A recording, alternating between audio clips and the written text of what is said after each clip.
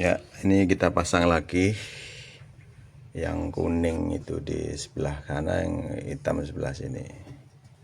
Oke, sekarang kabel ini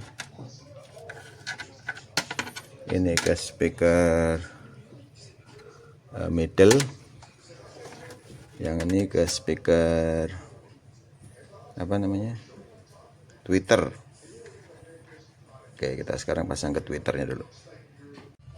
Ini sudah kita pasang kembali ya. Ini ada lambang minus, ini lambang plus. Kelihatan nggak?